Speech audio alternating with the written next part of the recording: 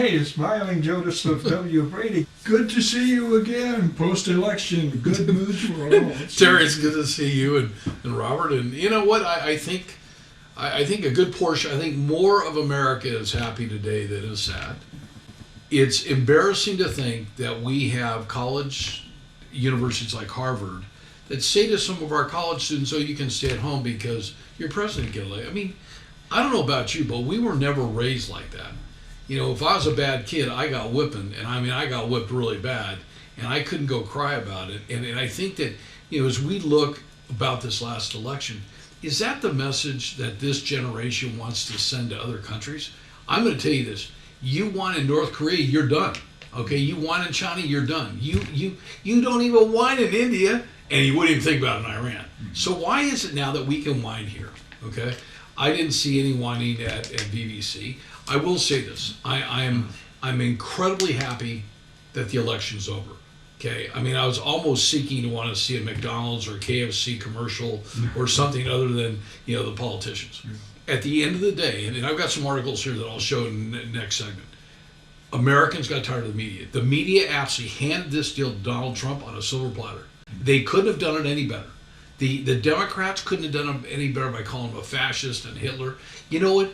They lost us by giving it to us.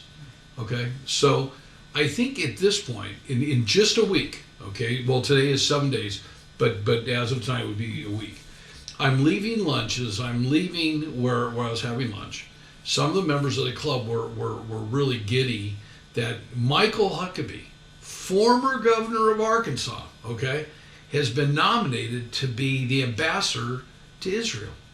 Okay, Marco Rubio, Secretary of State. You talk about somebody that's real clear. Okay, it's great. So while Trump had problems with Marco Rubio, I think all of us. I mean, I totally admire the guy. We've helped him. We've sent down some checks. I like him. When he comes on TV, I listen. Doesn't matter if he's on MS. Well, they wouldn't put him on MSNBC because they you know, Coffee Joe or whatever that idiot's name is. He wouldn't know what to do with him and his wife. But you know what? He's really smart. You can tell. I'll tell you one thing. I would not want to be playing around with Tom Homan down the border. That is one dude that I've always respected, and he's always had a commentary about it. So I think at the end of the day, I think that, you know, Trump knows where the bathrooms are in the White House. This is not like a New Deal. He'll be able to move right in and know exactly where to go. I think that he's created a team. You know, he doesn't have Twitter like he did before. So I think he's hopefully a little bit more disciplined.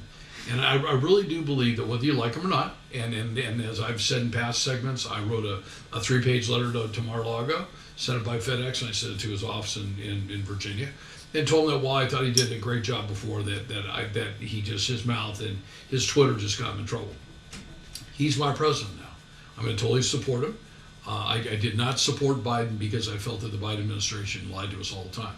And I think that as we go through this and we see the lies that they did, you know, what troubles me is that you take and I think he's a total loser, Jamie Raskin, okay? You know, you got Raskin and Nadler and Schiff and Schumer, Pelosi. I mean, you've got this group of Democrats that literally want to destroy the country. Back when I was, you know, a kid in college and starting my career, I mean, not until Donald Trump decided to run and come down the escalator did we see this kind of viciousness by our electeds, okay? Raskin is on TV. He's quoted. You can go look it. You can go Google it. 6 months ago, and he said, "We already." I heard on a Sunday morning. We already have a plan. The Democrats have a plan. If Donald Trump gets in there, I'm thinking, well, who are you working for, Raskin? Are you working for yourself? Are you working for the mob? Or I mean, who are you working for? And Pelosi, can you really condone that? And Shifty Schiff, who's, you know, married to Soros. I mean, how can you do that? I think America has spoken, and I think the longer the Democrats play this game, all they're going to do is they're going to empower us to the 2026 congressional election. I mean, we control the House, we control the Senate. Now it's up to the Republicans, okay, with Matt Gaetz and some of his childish crap that he does, that they've got to grow up. They've got to learn how to work together. Something that, you know, my good friend and brother John Pinkerton and I learned at VVC many years ago the hard way. You know, we're elected to do the right thing, and we finally learned how to do things. So I've got a lot of friends that supported Harris, and are Democrats, and I didn't sit down and send them smart aleck stuff. I had a lot of them send me stuff for week after week after week after week. And a couple of them 2 weeks ago, I said, this is going to be the count 310. So we're out by 2. But now it's time that the country come together for not only our generation, but all the generations below. I mean, Robert's generation, etc. So I'm going to share a couple headline stories that I think are really kind of indicative of where we've been. And I'll say this.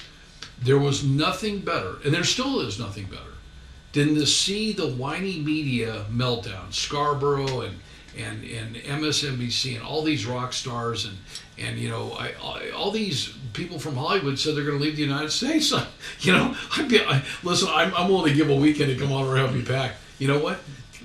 I wouldn't have left the United States if Kamala had won. It's childish, and I think we can do better as Americans, no matter what side we're on.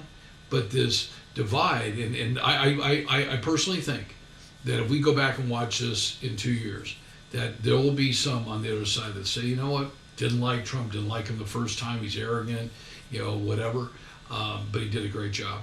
I will say one thing. I think that Judge Marchant with this issue back in New York, it was the fleecing of another Donald Trump deal.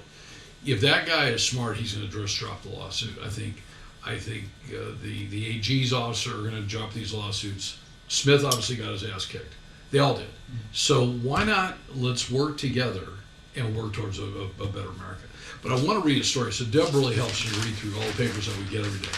And this is a story that I could just keep reading. So let's do a new segment because I'm gonna dedicate this to Larry Elder. So.